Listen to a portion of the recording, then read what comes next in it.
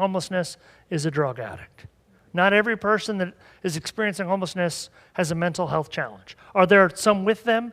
Yes, but I would also argue that the suburban moms and dads have mental health issues. We have a mental health crisis in this country, and we can go down that road, but that's a different conversation. But everybody has a different story, and it just is there. We don't really listen. We don't live necessarily in a food desert, especially in Seminole County. There's food available. And there's some people that choose, that I interact with, to be homeless. They want to live in a tent. And this is America. God bless you. If that's what you choose, then good for you. But if you want to come in out of the cold, you want to come out of the heat, we'll take care of you. We'll give you something to eat at any point of the day. We'll take care of you. We'll provide those resources. And so I really want to discourage folks, please, the panhandlers, discourage them. Keep a protein bar in your car. Keep peanut butter crackers, maybe a bottle of water, and hand them that. We've got the Saxon cards. Christine, did you bring a bunch of them? Yeah, she's got a bunch of them she'll hand out. Good. Those are in English and Spanish. They're fantastic resources. And so we give those out, and I encourage you guys, and we can get more of those if you need some of them. So, thank you. Very helpful. All right. I want you to start thinking about questions that you want to ask particular panelists, because you've heard kind of where they're coming from. Pardon me. And write that down on a card. And when you have a question or even a comment that we can talk about, raise your hand and somebody will come and collect those cards, okay? Because I have just a few more questions for these folks, and then we'll go into, when Chris said, listen, I got convicted, we're not listening to you. I want to hear what you have to say. You're the ones that showed up tonight. And it's always, when you're on a panel, it's always, well, I think this is what they'd want to hear, but we don't know until we hear what you want to hear. So let me go back down the line here. Trevor, what do you think are the most important things people need to keep in mind when it comes to homelessness in Central Florida? So again, I'm going to go to my realm of expertise, which is going to be the sort of wider picture of the market. And I think the thing most to keep in mind is that what is happening, what you read about is happening, and so on, is affecting real people. That's the thing that I've learned the most in this job, and that I would say also is just a very, very real thing to keep in mind. So when you read that rents are going up, or that programs have been slashed, or that these things have consequences on actual people, and whenever you see that, think, I wonder who that affects, and I wonder how I can help the people that is affecting. I think that's the in-depth. We in journalism don't often get that deep into it.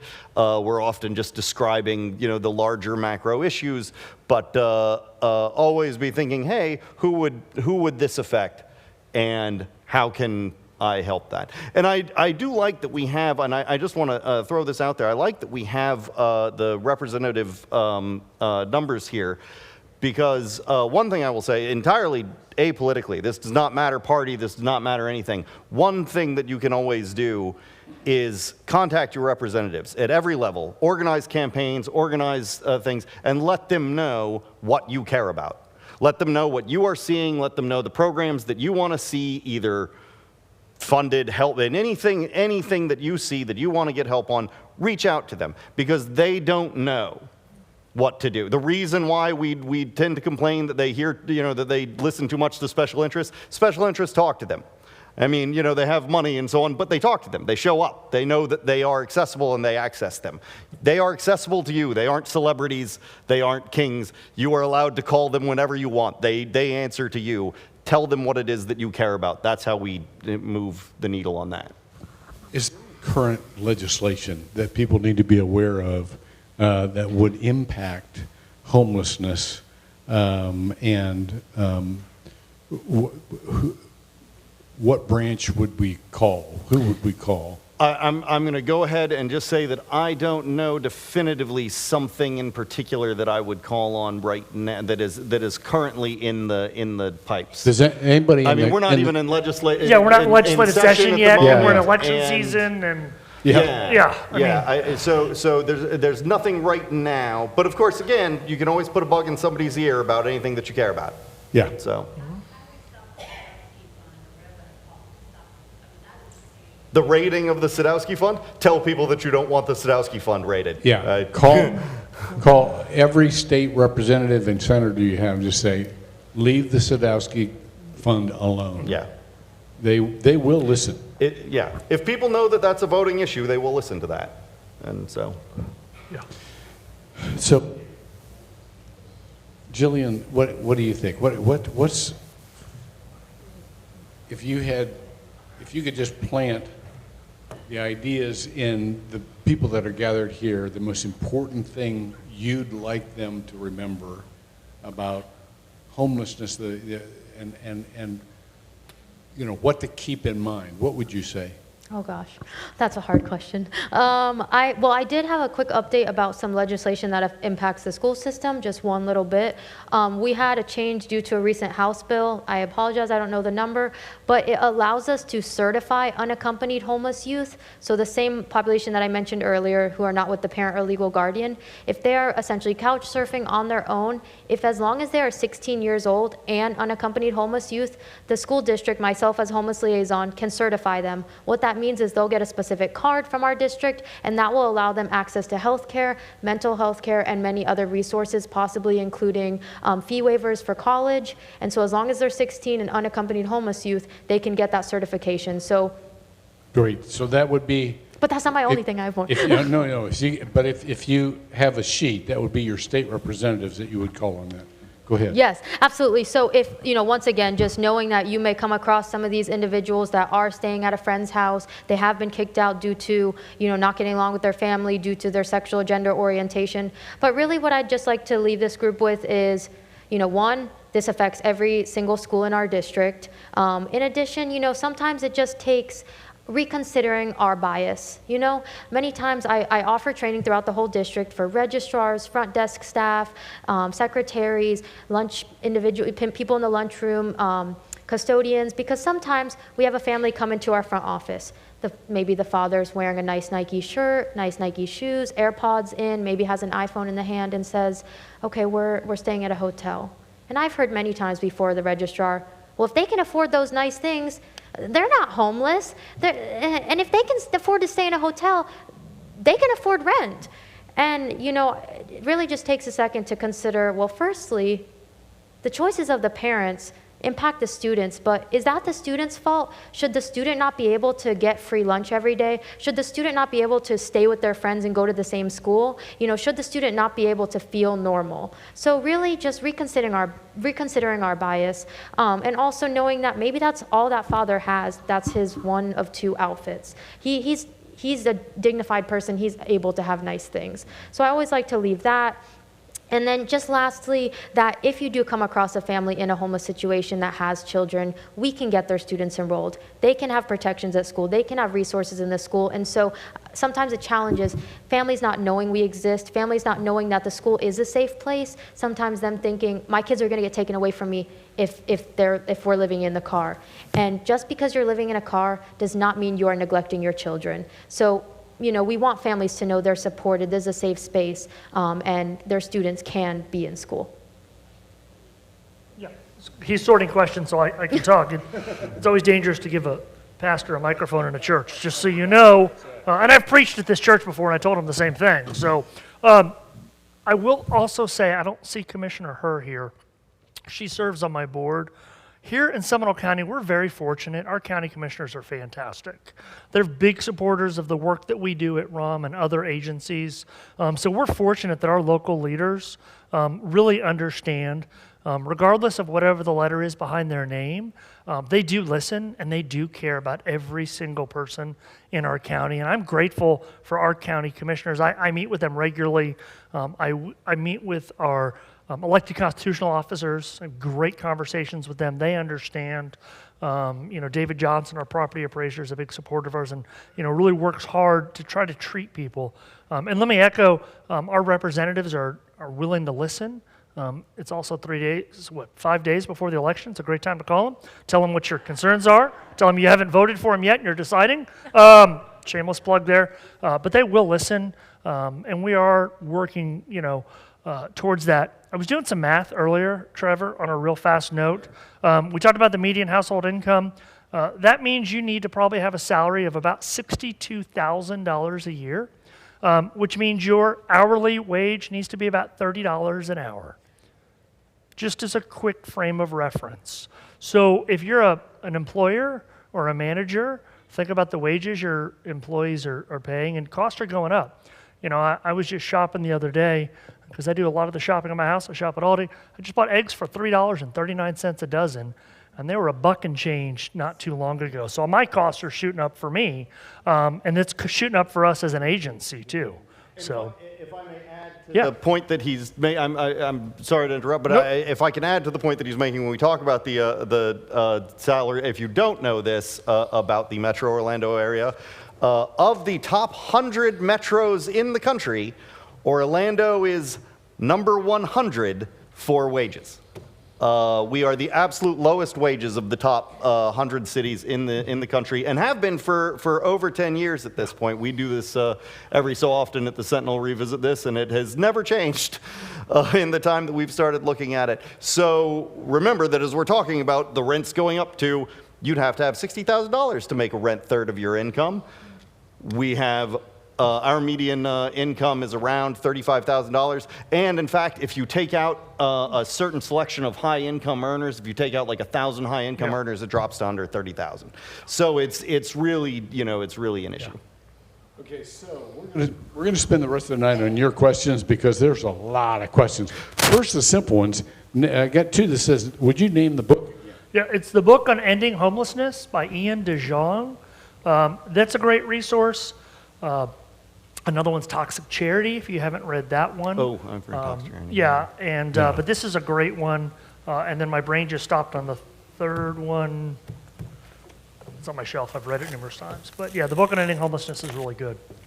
Trevor, I got a couple on adjacent dwelling units. One is Portland, Oregon has embraced this to help the homeless. I have info, and my family is building one. Who is that? Okay, good. What is it?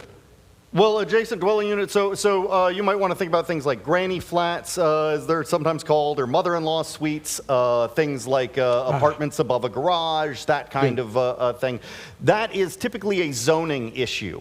And a lot of counties. I did some research before coming here, and I was looking at some of the larger cities here, Altamont Springs, for example. Pretty much, I don't know the exact percentage, but significantly more than half of the residential land that is available is designated R1, which is single-family detached.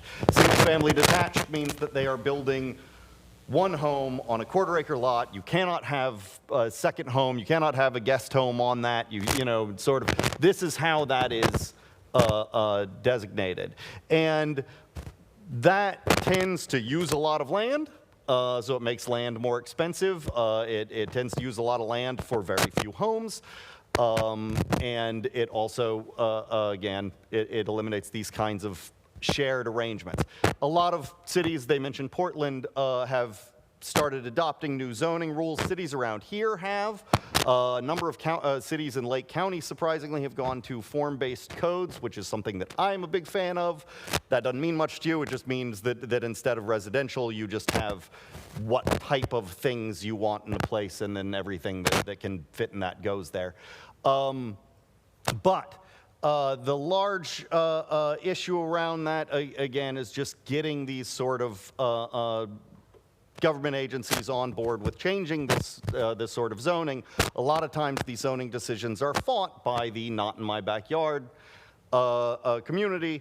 And again, it is one of those things. You know your home values and your house and your neighborhood, and they want to put a multifamily apartment in your neighborhood.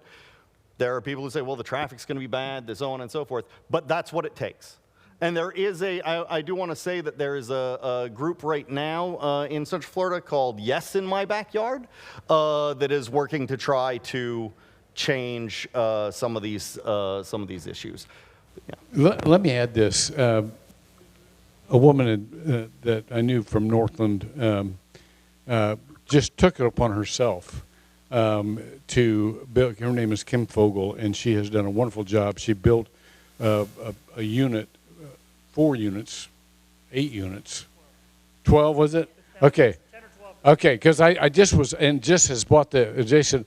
I mean, I say this to say, not to lift her up because she'd be embarrassed, but she took her retirement funds and she just said, I'm going to do something. And somehow she got the land, got permission. They're beautiful apartments with a common area. She does charge rent, but it's affordable housing.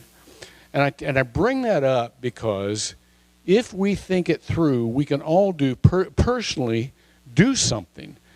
Because we do have resources, and it doesn't require just lobbying the government to try to build more affordable housing. That's a very long-term and very high-risk possibility to depend upon. And so while we're talking about this, one of the ideas I had when I was a pastor is, we'd have people come in and say, I'm just an old person, and I live in a huge house, and I love the house, but I can't take care of it anymore. Do you know anybody could move in with me and just they could take care of the house and they could live, There was somebody who was trying to create an opportunity for a person or a family to have affordable housing, but also help her with her needs. So it's stuff like that we can do personally, and even can find some sympathetic ears in local government if you have a solution that you can push forward. And if you need help in advocacy, we're in with you. So anyhow, just somebody asked, can people still call 211 and find resources? Yes. Okay, good. What education could schools provide to destigmatize homelessness among students? That's a good question. So right now our focus is on staff, I will be completely honest, because we have such turnover. As you can guess, you probably heard on the news, just our staff shortages overall. So really my focus per grant requirements as well is staff training, because to me it's crucial that the adults, who should have the compassion and knowledge to serve our students can. I mean, I'd love to hear, more. I have had small student groups where I've pulled in some students who have experienced homelessness and some who haven't, to kind of share on their thoughts how we can best reach, because that's a big thing, is reaching our unaccompanied homeless youth. I am very excited because my team grew this year. I have 2 social workers who are actually out in the schools as Finn social workers, one of them supporting 5 high schools, which seems a lot, but they also have full-time social workers. And her focus really is identifying those certified unaccompanied homeless youth, whether it be putting information in the bathrooms, those little signs you can kind of pull off with the number, whether it be having groups where students know that that's a safe zone to go to. So I'm open to ideas from everyone about how we can really raise student awareness. And Jillian said something I think is important for all of us. It's not the homeless, just like it's not the Christian or the Jew. It's those experiencing homelessness. And we all have to begin to rethink our language in many ways, because words are powerful. So it's not someone who is homeless, it is someone who's experiencing homelessness. And we hope and we pray it's a temporary solution to that. But if we start by changing some of our language, it's to those experiencing homelessness, that changes the tenor of your conversation when you're thinking about these individuals that you come across and meet. It's so important, as Chris said, to personalize the problem. And we can talk about general issues, and we need to, but we always need to remember this is about people. And that puts the heart where it needs to be in this. Dan Ryan asked, do we have an estimate of how many affordable units will be converting to market rate in the next few years? Do you know anything about that, Trevor? I don't know about what we'll be converting to market rate. No, I wouldn't be able to answer that. I know that, well, I can actually give you the total number of affordable units in Seminole County right now, depending upon you know, what measures you are looking at, is about 5,842 current units that are listed as affordable. Those are either assisted, so on and so forth. Now, what he's referring to, though, is that a lot of apartments get what's called a 9% grant. They get 70% of their funding in order, you know, if they're going to keep their prices affordable. But that's not a permanent condition on it. There is a time limit after which they are allowed to raise to market rate. And a lot of those apartments have been built in the last 10 years, so they should still be under their contracts on that. But that is a thing that happens. So those units will go down if we don't build new units. But yeah, that is Okay. a turnover. All right, that's helpful. Chris, do you ever get completely full, and where do you refer them if you're full? So I've only been there 7 months. We haven't gotten full yet. I see the mayor's here, so I have to be careful about fire code. Hold your ears, Art. Do this for me real quick. Let's pray we don't. We work hard. You know, one of our things that we've really worked on focusing on, we don't refer to them as residents. We used to, a couple years ago, had folks as permanent residents of ROM. They were there for 1 or 2 years. We don't allow that anymore. We're a short-term emergency shelter. Like I said, it's a 30-day if you're working your case plan. Our goal is really 90 days to less than 90 days, and we're kind of right above that just a little right now. So we're really working hard not to have that problem. Though the big issue is my family rooms. I am full regularly on family rooms, and we work with Jillian and her team, and we're like, we got an empty room, quick, call Jillian. And like, do you have space? Do you have space? yeah, Do you have she's, space? you Do you know, have space? and then we go, yeah, we'll hold it. And one of the challenges, though, is folks will be like, okay, we're going to be there, and then they don't show up. So I've held my room for 24 hours, and then I start working down my list again. And so our team we're in a constant, and we love Jillian and her team, by the way, they do a great job. But we're in a constant communication with them and with other partners to try to figure out what we can do for families. Here's a question. It says, I don't have much in terms of money to help out, but I have time. How can I give my time to help make a difference? I could say something. I know at many of our schools that have food pantries, they are constantly in need of individuals to help package the bags and even put them, you know, whether near the school classrooms. I know, for example, like I said, Altamont Elementary, their full-time social worker, she's awesome, Miss Andrea Shea, and she actually spends a good amount of her Thursday actually packaging the bags, getting them to the classrooms. The students know where to pick them up, you know, kind of anonymously. So if you have time in your day, you'd like to become a dividend, you'd like to be, of course, fingerprinted and such, and you'd like to come on campus and help that process, of course, that would free her schedule up. I know right now she is supported by some volunteers from the Rotary Club, but meaning, you know, all of our schools, so say it's the nearby school to you, maybe 5 minutes away, you could maybe volunteer a few hours, alleviating that stress. Like I said, mentorship, take stock in children. It's a 4-year commitment, so it is a lot, but you're directly impacting that student's education and future success. I have another question here. Are there any programs, local or national, where one can foster, quote, foster a child or family? So that might be something like that. That's more of a mentoring role. Yeah. And I don't know whether the foster is probably not in the legal sense, but just If it is though, if you're in Seminole County or Orange County, I'm also the foster care liaison for Seminole County Public Schools, and our district has, just so you know, close to 400 students in foster care. Absolutely, it's You could essential. become a guardian ad litem, which I'd like to give a shout out. My mom is here, and she is a guardian ad litem, and you are too. You all are angels, but Yes. a guardian ad litem supports students in foster care. So students who have been abused, neglected, or abandoned, they are the voice for the child. Yeah. Sometimes they could be on the case 2 years, 3 years, it could be a long case, and they're there speaking on behalf of the child. And Seminole County Courts is actively recruiting guardian ad litems. Great. Yeah. And we And have they would Google that? How would they get in touch? If you put guardian ad litem, Seminole County, it's over in Sanford at the courthouse, but a simple Google search and the team there would. But also, Chris needs to speak on No, volunteer. what I was just saying, but we're actually ramping up our volunteer program. Like I said, we'll probably do 60 to 80,000 meals. We provide 3 meals a day, 365 days a year for our guests.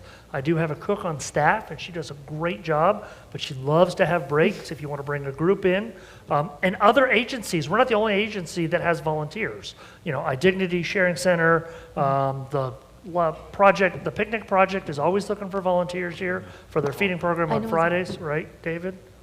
Yes, okay, just going to make a shout out to David. But find a local agency and get involved and come check them out. Let me just follow up. I had a question on And also, the school you had, pantries. like, Bach Lake come to your school.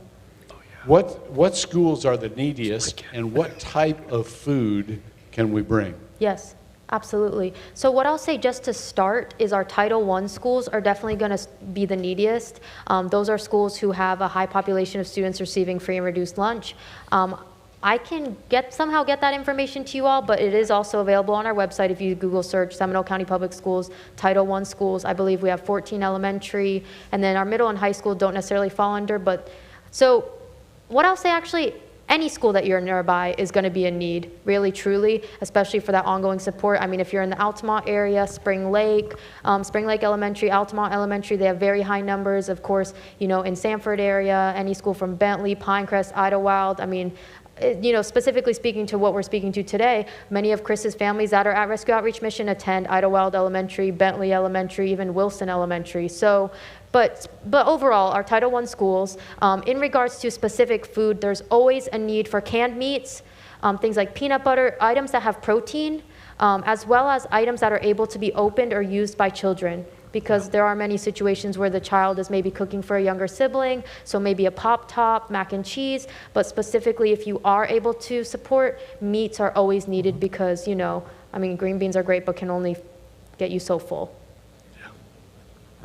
All right, let me go to the other end of the solution spectrum here. I have a card. California has a model of tiny houses for the homeless population. Can't we set up a grant or follow that model? There are a number of alternative types of housing, container houses, tiny houses.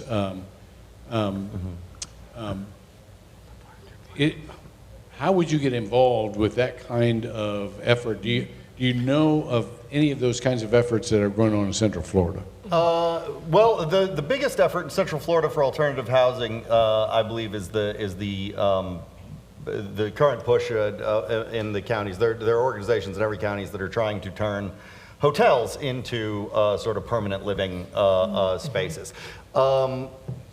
There is a temptation to just be like, yeah, it's great. We have hotels that aren't doing well. Everybody just fill them in. Of course, hotels are not actually set up for daily, consistent life, and so you really actually have to renovate them and make them things that are this. So it's an expensive process. But there is a push to do that. And there's also often, it's another thing that goes along with the zoning issues, there are issues with doing that. But that's something that's being pushed to be changed. Tiny houses, again, it comes back to a zoning issue. One thing that I will say that if you do want to, if you were somebody that had more money than time, which is not a lot of us, but they do exist, and you did want to donate some money to things, look into land trusts.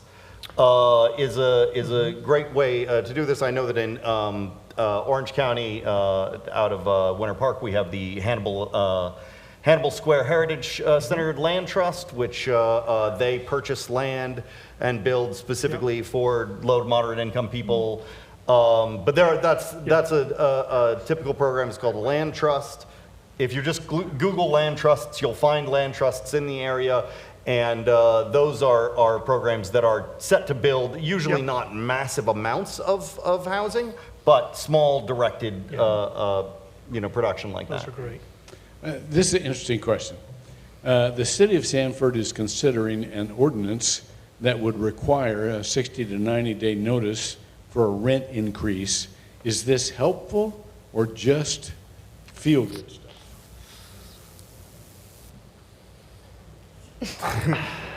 I'm not a resident of the city of Sanford. You stumped Sanford. the panel, whoever that was, you stumped the panel. No, I'm not a city. I'm an unincorporated Seminole County. I think it would help our folks because it's I think right now it's a 30-day notice. So 60 days would certainly help out giving some notice. So yeah, I think the notice will help the 60 to 90 days. Yeah. I will say from the experience of speaking to people who have gotten the 30-day notice and been, I don't know what to do in 30 days, I'm sure that they would have appreciated an extra 30 days. Now, again, if there's nowhere to go, there's nowhere to go, but, you at least have a little more time to understand what there is. Yeah. But I wanted to say that I'm not going to say that it helps one way or the other than there are people that I've spoken to that seem to think that it would. Yeah. I've got a couple here on the Sadowski Fund, the state level. It says, one says, we've heard about the Sadowski Fund. It's rated yearly for other financial endeavors. What can be done to have it used for 22-23 fiscal year? Who can request for its usage to be used for affordable housing? Actually what it was created for. And then another, how can we get our state leaders to do the right thing in funding? Call. Phone calls. This is one thing that I've heard from legislators, from people who work for legislators, from so on around the thing. Emails they're just absolutely deleted. Mail, nobody is opening. Phone calls. They don't like phone calls. Phone calls mean that somebody actually cares. So phone calls as often as you can. Yeah. Helpful. Here's just a numbers question. Chris, how much does the county contribute to the homeless shelter? That's a great question. We actually were very fortunate. We received funding from the ARPA money from the federal government via the county.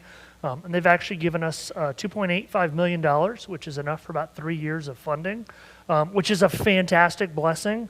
And I'm very grateful to our county commission that continues to support our agency and seeing and having that foresight. They started that process, which allowed them to be able to hire me and some of our staff. So the county does do that, but that is a 3-year grant that I'm operating under. And so I have 2.5 years. I have a clock on my wall that counts down, and one in my head that I've got to, continue to raise funds. And so you can go to romcfl.org. I would be remiss if I didn't mention that regularly. So. And there's a follow-up question. What can the county, this is more general, what can the county do to help the homeless situation? That may be too, what's that? A line item. I would love a line item in the county budget, and I don't think it's unreasonable to request that. Other counties in Florida do have a line item and we're the only homeless emergency shelter. At least one of our constitutional officers agrees with me, and I appreciate. That's actually brilliant. That's brilliant. So feel free to, write a letter, call. We all know our county commissioners. Just ask them. I'm not going to say no. Yeah, that's a great idea. Yeah. Here's one, Trevor. Have you spoken to members of affordable housing organizations in Orange and Seminole County? And if so, are they thinking to do? What are they thinking? Yeah, what are they thinking to do to face the challenge of housing? So I've spoken to a lot of them, and what they mostly are right now is depressed. But they are primarily, to go back to some things that I've mentioned, there is the push to convert hotels, and there are the land trusts, and those are the most active programs toward creating new housing for affordable housing and so on.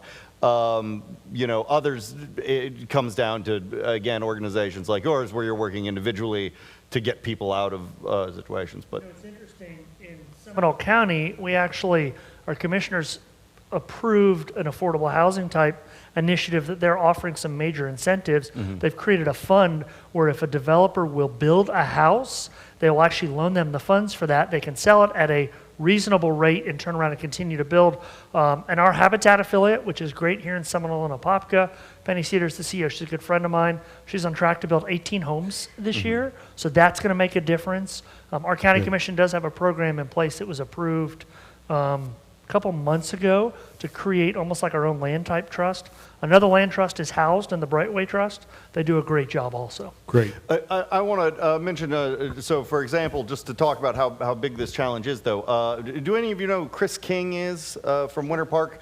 So Chris King's, one of the things that Chris King's business does is build affordable housing. And we talked to him about that, and he has kind of an interesting, it's an investor-led model, and it's, you know, done where they're just building it, turning around very modest profit, not obscene profit, but, you know, that's the idea. They can't do it here. And we asked if he had any projects in Central Florida, and he said, oh no, I can't do this in Central Florida. Land is way too expensive in Central Florida to run this sort of thing. So again, that is the challenge. That is one of the major challenges that we're trying to get through. We would be remiss, we have one of the leading helping organizations in our midst tonight with the Seminole Sharing Center, and I just want you guys to, what's your perspective on this? Nina, you're the leader there. Let me put you on the spot and just ask you, what are we missing? What additional insights do you have when it comes to dealing with many of the homeless population in Seminole County? Got anything to say to us? Yeah, she needs a microphone. By the way, I may call any of you out, so be ready. Be ready. Trevor, so this is Dan Ryan. He is our Senior Director of Operations for the Sharing Center, and then Michelle Smith, who is our board member. So we agree with 100% of your statistics because we're living it on a daily basis. We work closely with Jillian's group with Finn, and we also, I think we're working on an MOU with Chris and Ram because we're launching a workforce development program next Monday. So if a student, or not student, if someone who is unemployed or underemployed and would like to get ahead and just need that hand up, we'd like to enroll them in Project Rise. And if they are homeless and they want to get back into employment, then we want to find them a safe place to sleep. And so that's where Chris and Rescue Outreach Mission comes in partnership. I truly feel there's a lot of agencies represented in this room, a lot of volunteers represented here, and it takes a village. I know it's cliche, but it truly does, because is Russ still here for My Dignity? Okay, so, you know, we work closely with Russ and Barbara and iDignity of Seminole County. In fact, we host them on a monthly basis at the Sharing Center campus. We also host a lot of different nonprofit partners on a weekly or monthly basis. So we want to be that one-stop service, social services hub in Seminole County. Hey Russ, thank you for being a great partner. Without getting ahead of ourselves, we were blessed last December, the conversation started last year and then it came to fruition this year. We were blessed with almost 3 acres of land and in Sanford, and so we visited with Mayor Art to talk about zoning, and we've visited with other city representatives in Sanford, and so we're hoping sometime in the very near future we have to take the matter into our own hands, whether it's a nonprofit agency like the Sharing Center, whether it's funders like Chris King, and I love his family. I used to work with them in Orange County in a similar agency. It takes volunteers like whoever that wrote on the note about volunteering, because every single day, I won't be able to operate the Sharing Center, my team and I won't be able to serve our community if it wasn't for our loyal volunteer group. Any given day, if you come to the Sharing Center campus, there are more unpaid, passionate volunteers serving the community than there are paid staff. So giving of your time, even if your financial resources is limited, giving of your time is our #1 need at the Sharing Center. And so to solve homeless problem, it takes everyone, every private citizen, every corporation, every county, city government official, all of our case managers that Chris has, that we have. It takes everybody coming together. Volunteer leadership like Michelle, who's willing to give up her time to help with our work. Dee Dee was on our board many years ago. Thank you, Dee Dee. It just takes everybody coming together. And you know, to echo one of Jillian's sentiments, we have sad stories and we also have success stories. We all go through that. And recently, this one individual who was homeless, who is truly the new face of homelessness, he was a UCF graduate, he has a finance degree, he was happily married with 2 twin girls, and because of a divorce and other family issues, he ended up homeless. And so he was sleeping in his car. He was working in a McDonald's for $10.50 an hour overnight in a Castleberry McDonald's, and sleeping on the I-4 Lake Mary rest stop overnight, or actually sleeping in the morning because he was working overnight shift. He came to the Oasis, which is Seminole County's only drop-in resource center for the homeless. You can come take a shower, you can have a hot breakfast, you can have a bag of food to go. And so he's been our client for, would you say, what, 2 years or almost? Okay, for quite a few years. And recently he got a higher paying job, and he is now housed with another amazing individual who also used their life saving to buy a 3-bedroom house just to help us house homeless people. So this family housed 3 of our homeless clients from the Oasis. And so he went from homelessness to now stably housed in a higher paying job. But it took the Sharing Center, it took employers that was willing to give him a second chance. It took a lot of people to get him off from sleeping in his car. It took everybody's help to love on him and to provide support, to give him resources. And so I would say just everybody, if you have money, donate money to FIN, to Rescue Outreach Mission, to any nonprofit that you think is doing good work. And then if you have the time, donate a few hours a week. That's what it's going to take to solve the homeless problem. Thank you, Nina. Also, we would be remiss to not mention if you have land. We could really put it to really good use. There are several people who, as Trevor says, they have the ability. I'm on the board at Catholic Charities. They're going into housing, and they're looking for land. And so if you have land, that could be the most precious resource, because there are other people who have the capabilities of putting affordable housing up, and they could do it. But there is, as Trevor said, a shortage of land.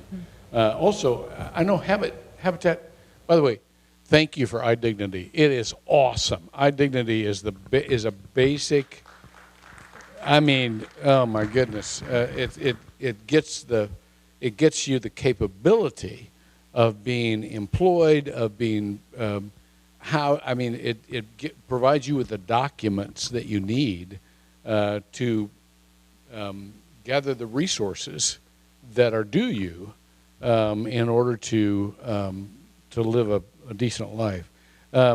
Habitat for Humanity, where are you? You had a table out there. Are you in the house tonight? Okay. By the way, this is going to be, tonight's program will be both on the First United Methodist Church Sanford website and on the League of Women Voters website. So you can share portions or other components of what we talked about tonight. Michelle?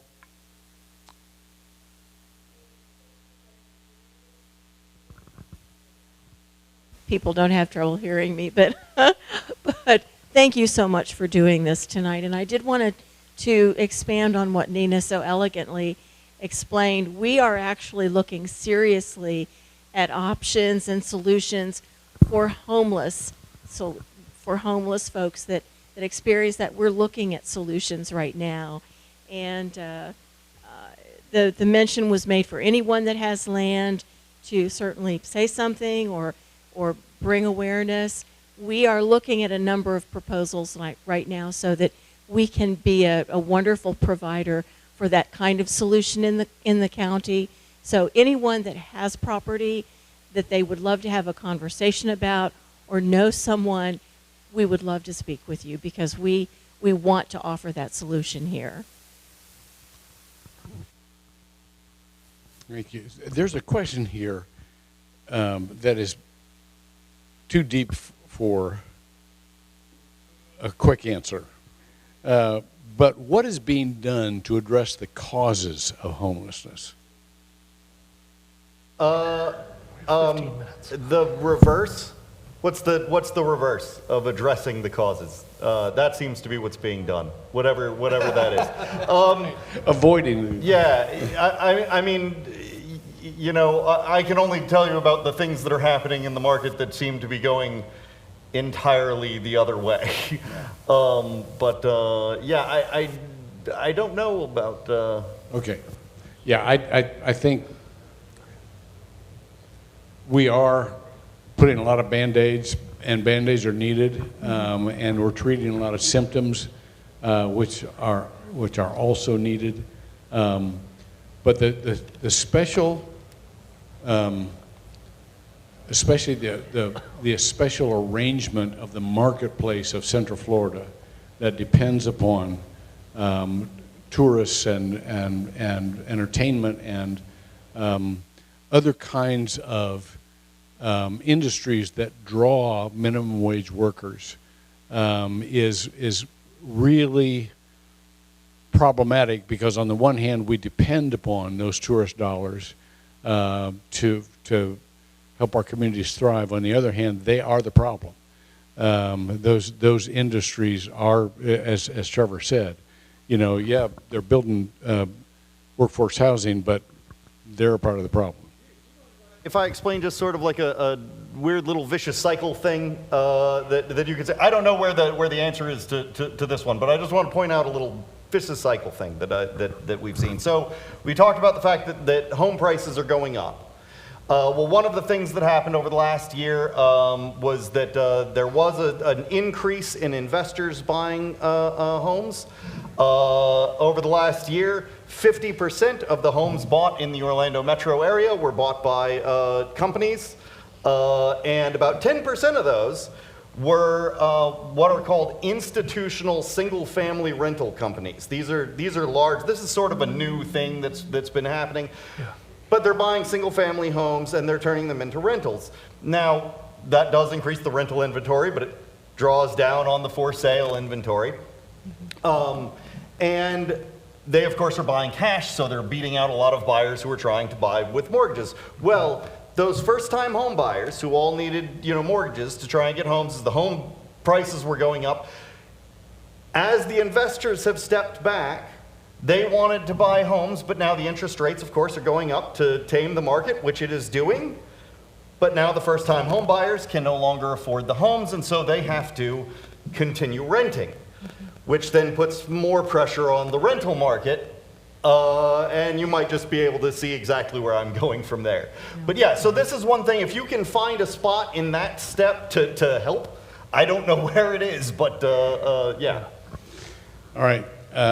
We got through 98% of the cards, so not a bad average, but we're drawing to a close, and I just noticed Pastor Megan is in the room. And so I want her to come up. She's supposed to be on the panel. I want you to come up, Pastor Megan, and kind of just speak from your heart, and you can close us out if you like. All right, just got off an airplane. I'm sorry, everybody. As you may notice, the weather was terrible today, so me and thousands of other people were stuck in a lot of airports. But I knew that there was an incredible team who'd put together this event, and also that these experts were a really enormous gift to our community. I don't know about y'all, but I often feel like problems are so large that it's difficult for me to figure out what I do about it. I need people who have the space and the time and the expertise to be big thinkers, who can help me figure out what does that mean on my corner of the community? What does that mean in my neighborhood, and how do I start? And so I'm really grateful that you all have been here, and I'm grateful to have had the opportunity for our congregation to work with the League of Women Voters. And I'm sad to miss it, but it is recorded, so I'm going to go back and watch every little detail. I don't want to repeat anything that probably was covered here, but I do want to tell you that one of the things that I know is really special about Seminole County is that we are different from the other counties around us. I also believe that in Seminole County we have a proximity that we can tap into in a way that Orange and Osceola just feels so incredibly large. I think that's a gift. I think that's a gift, and it's also a call, because as you may have noticed when we look around our communities, they are becoming increasingly separated. Our world is set up so we do not have to interact with people who are different from us. And particularly socioeconomically, we can find a great divide. And so someone may have mentioned this, but there are some people in our community who know so very many people experiencing homelessness that it is a crushing feeling. And then there are people like me who have social capital and resources just that happen to be connected to people who have more money. So if that's you, I want to challenge you to get proximate, and in our small county to capitalize on the advantage that we have in being a closer knit community and being a little smaller and in having a different way of approaching problems, because I think it's a part of my faith practice, and I believe it's a part of a lot of faith practices, that if I'm going to love my neighbor, I also have to know my neighbor. And so I want to invite us to know our neighbors, to know what breaks their hearts, what is really characterizing their suffering, and specifically in Seminole County, how we can be a neighbor in a really special way. I want to close with a blessing, but it's just some words from our Franciscan friends. They have a lot of great things to say. And so I'd love to send us off with this word of encouragement. May you be gifted with a restless discomfort about easy answers, half-truths, and superficial relationships, so that you may seek truth boldly and love deep within your heart. May you be gifted with holy anger at injustice, oppression, and exploitation of people, so that you may tirelessly work for justice, freedom, and peace for all people. May you be given the gift of tears to shed with those who suffer from pain, rejection, starvation, or the loss of all they cherish, so that you may reach out your hand to comfort them and transform their pain into joy. And may you be gifted with enough foolishness to believe that you really can make a difference in this world, so that you are able, with each other's help, to do what others claim cannot be done. Let us, friends, be people who are just crazy enough to think we can do what seems impossible. Amen.